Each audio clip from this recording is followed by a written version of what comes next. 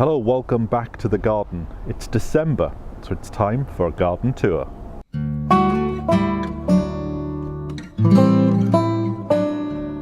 So let's start off with the worst bits first. These are the items that I wanted to keep from my allotment plot. They finally turned up a few weeks ago, so I've just dumped them there for the time being until I can find time to get on and actually deal with them. So let us start up here. Nothing going on in the shed. The shed's all closed up. There's a pile of cardboard inside, which I'm going to use for some no-dig sections of the garden. That chair is actually heading for the bin. It collapsed at the back, and I've fixed it 3 times and it's still collapsing, so that's going out. Inside the greenhouse here, there are a load of things that need attention, but the problem is the weather. So I've got pansies that need to go in, broad beans, and a load of fruit needs to be planted.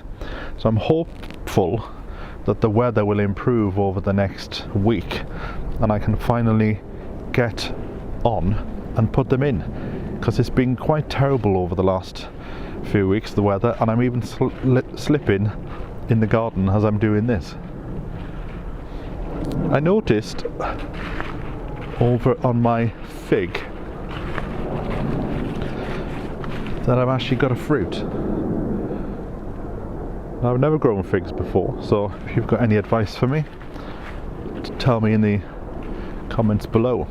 I have just been planting a magnolia bush in this section over there, and just behind it is a forsythia. I think it's a forsythia. I keep getting them mixed up, but I'll put it on screen. And in this section I've started to dig out, so all this is going to come out and the compost bin is going to go into its space, because I want to keep this area here for fruit. So all that fruit that you saw is going to go here in order to join the fruit that I've already started to plant. This is a tree that we're going to burn in a few weeks' time. So I cut the tree down because I didn't want it, and I thought cutting one tree down and replacing it with several was quite a good move. I'll talk through them in a moment. I just want to show you these grasses. I was given these the other day, and in the summer light they looked absolutely stunning, and I had 2 clumps and I've just put them there, and they can just ramble away down the side of the garden. So this is some of the new fruit that I put in a few weeks ago. This is my pear tree, and next door to that, these 2 are going, these currant bushes. This is apple, a dwarf patio variety, a rose. That's the Queen Elizabeth rose that I planted a few weeks ago. And then we have, what's that one there? I can't remember. Cherry. Next door to a Cox's orange pippin apple, which is there. When I've been cutting trees down, I've been putting them down the side here, mainly to give something for the wildlife to hide in over winter. And then this is a dwarf plum tree, just down from a normal plum tree, which is here. Now all this wood in the back, I was going to burn them, but I'm going to keep them now and use them when I put the compost bin in. So I'm going to sort of put the panels down the side in order to try and protect this a bit down the side there, and that should look rather nice. I've still got to put my bulbs in, and I'm going to put them up against the wall. And when I've been digging this area here, I've found that there are snowdrops in there.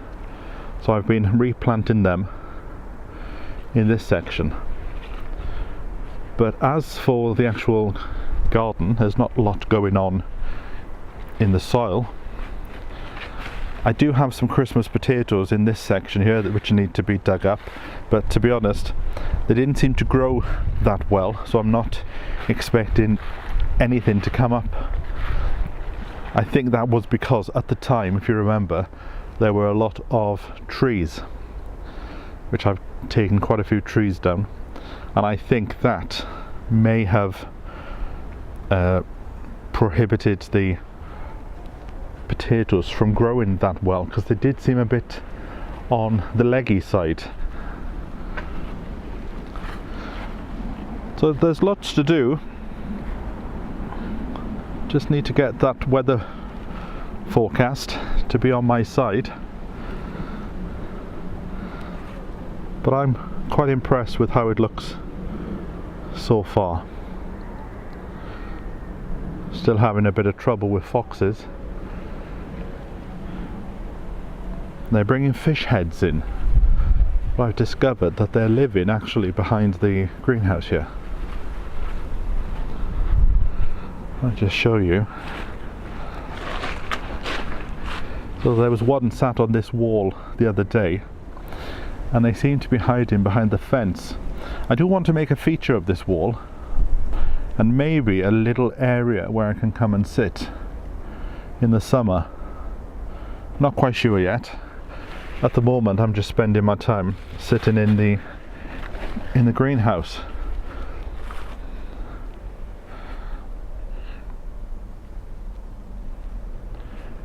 I brought the fuchsia in the other day because it had been affected by frost, and it will now stay in the greenhouse until next summer, the start of summer.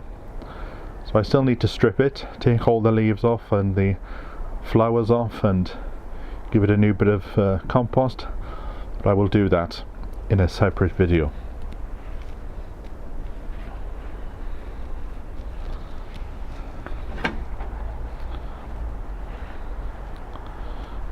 And once I take the cardboard out of the shed, I'll be able to use that again.